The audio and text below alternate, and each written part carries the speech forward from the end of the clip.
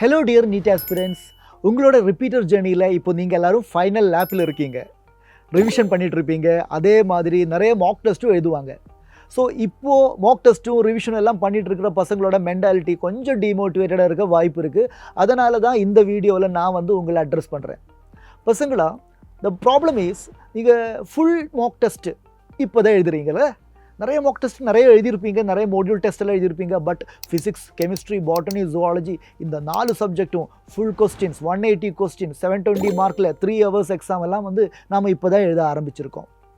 So இந்த exam எல்லாம் எழுதும்போது நமக்கு அதில் நிறைய மிஸ்டேக்ஸ் வர வாய்ப்பு இருக்குது. அந்த மிஸ்டேக்ஸ் என்னென்னு பார்த்தீங்கன்னா, அது ரொம்ப இண்டிவிஜுவலாக இருக்கும், காமனாக சொல்ல முடியாது. ஒரு ஸ்டூடெண்ட் பண்ணுற மிஸ்டேக் இன்னொரு ஸ்டூடெண்ட் பண்ண மாட்டேன். பிகாஸ் தட்ஸ் எரர்ஸ் ஆர் அந்த மிஸ்டேக்ஸ் எல்லாம் உங்களோட இண்டிவிஜுவல் அப்ரோச்சோட பிரச்சனைகள். ஃபார் எக்ஸாம்பிள், இப்போ நீங்கள் கெமிஸ்ட்ரியோட ஒரு எக்ஸாம் எழுதுறீங்க அப்படின்னு வச்சுக்கோங்க. கெமிஸ்ட்ரியில் எப்படின்னா, ஒரு ரியேஜெண்ட் மாறுனா ப்ராடக்ட் மாறும், சப்ஸ்ட்ரேட்டு சேமாக இருக்கும். ரியேஜெண்ட் மாறுது, கண்டிஷன் மாறுது, ரியாக்ஷன் நடக்கிற கண்டிஷன் மாறும்போது ப்ராடக்ட் மாறும். அதை கவனிக்காமல் நம்ம ஆன்சர் பபிள் பண்ணால் தப்பாயிடும். கரெக்டாக? அதே மாதிரி யூனிட் கன்வர்ஷன், சென்டிமீட்டரில் நமக்கு ஒரு ஆன்சர் கிடச்சிது, அதே ஆன்சர் ஆப்ஷன்ஸில் இருக்காங்க, பட் மீட்டரில் கன்வெர்ட் பண்ண வேண்டியிருக்கு, நம்ம கன்வெர்ட் பண்ணலை. ஸோ இந்த மாதிரி கேர்லெஸ்ஸால், இந்த மாதிரி கவனிக்காமல் நம்ம நிறைய மிஸ்டேக் பண்ணுவாங்கல்ல. இந்த மாதிரி மிஸ்டேக்கெல்லாம் வருதுனால தான் நம்மளோட மார்க் கம்மியாகுது பசங்களாம். அப்போது அதனால் நீங்கள் மாக் டெஸ்ட் எழுதுகிறோம், நான் இவ்வளோ படித்து மாக் டெஸ்ட் எழுதி என்னால் இவ்வளோ தான் மார்க் எடுக்க முடியுது அப்படின்னு நினைக்காம, இதை நாம் எப்படி அனலைஸ் பண்ணணும், எப்படி நான் அப்கமிங் எக்ஸாம்ஸை எப்படி அப்ரோச் பண்ணணும் அப்படின்னு யோசிங்க. ஸோ அதுக்கு நீங்கள் எல்லோரும் பண்ண வேண்டியது, இப்போ நீங்கள் உங்களோட ஃபஸ்ட்டு மாக் டெஸ்ட் எழுதிட்டுருக்கீங்க அப்படின்னு வச்சுக்கோங்க. அந்த மாக் டெஸ்ட் முடிஞ்சதுக்கப்புறம் நீங்கள் போய் ஒரு பேப்பர், ஒரு A4 ஷீட் எடுத்துகிட்டு மிஸ்டேக் ஷீட் அப்படின்னு ஹெட்டிங் போட்டுக்கோங்க. ஃபார் எக்ஸாம்பிள், அதில் இப்போ ஃபிசிக்ஸில் 45 கொஸ்டின் இருக்குது, 35 கொஸ்டின் தான் உங்களால் அட்டன் பண்ண முடிஞ்சுது. ரிமைனிங் 10 கொஸ்டின் உங்களால் அட்டன் பண்ண முடியலை. அப்போ அதோட பிரச்சனைகள் என்னென்ன, அதெல்லாம் அந்த மிஸ்டேக் நோட் பண்ணி வச்சுக்கணும். நீங்கள் அன்அட்டண்டாக இருக்கிற கொஸ்டின்ஸோட பிரச்சனைகள், நீங்கள் அட்டன் பண்ணியும் தப்பானது என்ன, அதெல்லாம் நோட் பண்ணி வச்சுக்கணும். அதே மாதிரி டைம் மேனேஜ்மெண்ட் ப்ராப்பராக பண்ண முடியலை, நோட் பண்ணி வச்சுக்கணும். பபிள் பண்ணும்போது நான் கேர்லெஸ்ஸாக பண்ணேன், அதை நோட் பண்ணி வச்சுக்கணும். இப்போ இந்த மிஸ்டேக்ஸ் எல்லாம் உங்ககிட்ட இருக்குது. இந்த மிஸ்டேக்ஸ் எல்லாம் நீங்கள் சால்வ் பண்ணிட்டு தான் அடுத்த மாக் டெஸ்ட்டுக்கு போகணும். அப்போ அடுத்த மாக் டெஸ்ட் எழுதும்போது உங்களோட மைண்டில் இருக்கும், என்னோட சப்கான்ஷியஸ்லேயே இருக்கும், ஓகே இந்த மிஸ்டேக்கெல்லாம் நான் பண்ணக்கூடாது. சரி, இப்போ இந்த மிஸ்டேக்கெல்லாம் பண்ணாமல் இருந்தாலும் நீங்கள் புதுசாக சில மிஸ்டேக்ஸ் பண்ணியிருப்பாங்க அங்கே, புரியுதா? அப்போ அடுத்த மாக் டெஸ்ட்லேயும் நமக்கு கொஞ்சம் நம்மளோட மிஸ்டேக்ஸ் தெரிய வருது. ஸோ ஒரு 3 மாக் டெஸ்ட் எல்லாம் எழுதும்போது தான் நம்ம இண்டிவிஜுவலாக, நாம் பர்சனலாக பண்ண போகிற மிஸ்டேக்ஸ் என்னென்ன இருக்குது, நம்மளோட கேரக்டரால், நம்மளோட அப்ரோச்சால் என்னென்ன மிஸ்டேக்ஸ் எல்லாம் நம்ம பண்ண போகிறாங்க, அது முழுசாக நமக்கு தெரிய வரும். ஸோ இந்த மொத்த மிஸ்டேக்ஸையும் நான் ஓவர் கம் பண்ணால் நம்மளோட எக்ஸாமில் ஸ்கோரு சூப்பராக இன்க்ரீஸ் ஆக போகுது. ஏன்னா நீங்கள் ஆல்ரெடி ஓரளவுக்கு படிச்சிருக்கோம். அதனால தான் இந்த சில்லி மிஸ்டேக்ஸு, இந்த பர்சனல் மிஸ்டேக்ஸை கரெக்ட் பண்ணால் உங்களோட மார்க்கு சூப்பராக ஏறப்போகுது பசங்களா. அடுத்தது, ஒரு ஃபுல் மாக் டெஸ்ட் எழுதும்போது நாம் 180 கொஸ்டின்ஸ் அட்டன் பண்ணுறோம். ஃபிசிக்ஸ்லேருந்தும் கெமிஸ்ட்ரியிலேருந்தும் 45 பாட்டனி, ஜுவாலஜி எல்லாமே இருக்குல்ல, எல்லாத்தையும் சேர்த்து நம்ம 180 கொஸ்டின் அட்டன் பண்ணுறோம். இந்த 180 கொஸ்டின்ஸ் 180 கான்செப்ட். அண்ட் சைலண்ட் ஆன்லைன்லேயும் ஆஃப்லைன்லேயும் மாக் டெஸ்ட்டு கண்டக்ட் பண்ணுறாங்க. சைலத்தோட ஆன்லைன் மாக் டெஸ்ட் எல்லாம் இப்போ போயிட்டு இருக்குது, உங்களுக்கே தெரியும்.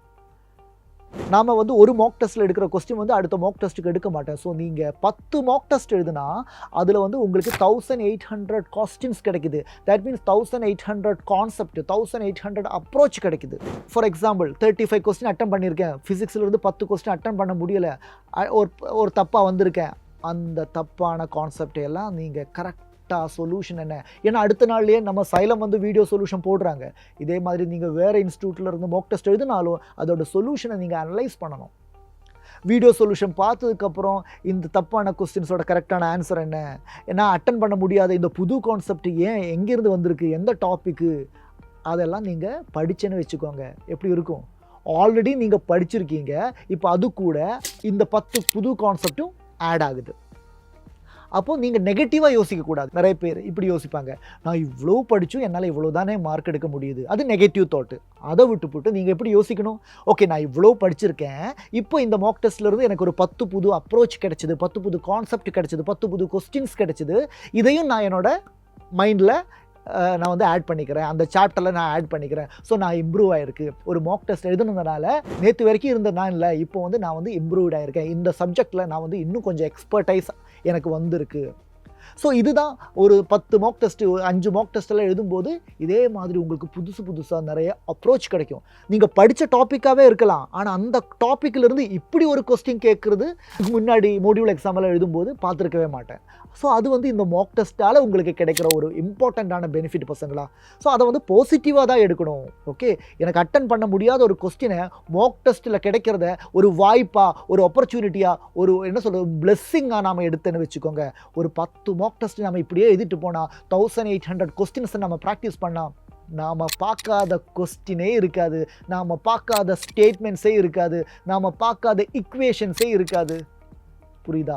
நம்ம பார்க்காத நியூமரிக்கல்ஸே இருக்காது. அப்போது நாம் ஃபேர் நீட் எழுத போகும்போது மே 4ஆம் தேதி ஆக்சுவல் நீட் எக்ஸாம் எழுதும்போது 10 நீட் எக்ஸாம் எழுதியிருக்கிற ஒருத்தன் நினைப்பாங்க மைண்டில், இது என்னது 11வது ஒரு மாக் டெஸ்ட் எழுத போகிறேன். அவ்வளோ கூலாக, அவ்வளோ கேஷுவலாக, புரியுதா, அவ்வளோ சந்தோஷமாக, டென்ஷன் எதுவுமே இல்லாமல் அந்த மாக் டெஸ்ட்டை, அந்த ஃபேர் நீட்டை அட்டன் பண்ண முடியும். ஏன்னா அன்னைக்கு ஆக்சுவலாக பண்ண வேண்டிய மிஸ்டேக்ஸ் எல்லாமே நம்ம மாக் டெஸ்ட் எழுதி பண்ணியிருக்கேன், அதையெல்லாம் ஓவர் கம் பண்ணியிருக்கேன், அதையெல்லாம் அனலைஸ் பண்ணியிருக்கேன். ஸோ அந்த ஒரு கான்ஃபிடென்ஸு, அந்த ஒரு தன்னம்பிக்கை அந்த 3 மணி நேரத்தில் நமக்கு ரொம்ப ஹெல்ப்ஃபுல்லாக இருப்பாங்க. கண்டிப்பாக நீங்கள் மாக் டெஸ்ட் எழுதுறதுனால உங்களோட மார்க் வந்து 50 to 100 மார்க்கு கண்டிப்பாக ஏறப்போகுது பசங்களா. ஸோ நீங்கள் ஆல்ரெடி 400 ரேஞ்சில் இருக்கீங்களா, அது 550 600 ரேஞ்சுக்கு போகும். இந்த மாதிரி நம்ம அனலைஸ் பண்ணணும். ஓகே, அதே மாதிரி மாக் டெஸ்ட் எழுதும்போது டைம் மேனேஜ்மெண்ட் ரொம்ப முக்கியம் தெரியும். முதல்ல எல்லாரும் பயாலஜி எழுதுவாங்க, அதுக்கப்புறம் ஃபிசிக்ஸு, அதுக்கப்புறம் கெமிஸ்ட்ரி, இல்லாட்டி பயாலஜிக்கு அப்புறம் கெமிஸ்ட்ரி, அப்புறம் ஃபிசிக்ஸ். இந்த மாதிரி உங்களுக்கு நிறைய ஸ்டைல் இருக்கும், நிறைய தாட்ஸ் இருக்கும். அதெல்லாம் இந்த மாக் டெஸ்ட்டில் நீங்கள் ப்ராக்டிஸ் பண்ணணும். ஆக்சுவல் ஃபேர் நீட்டில் நீங்கள் எப்படி அப்ரோச் பண்ண போகிறீங்க, அந்த அப்ரோச்சை இங்கே நீங்கள் ப்ராக்டிக்கலாக மாக் டெஸ்ட்டில் பண்ணி பாருங்கள்.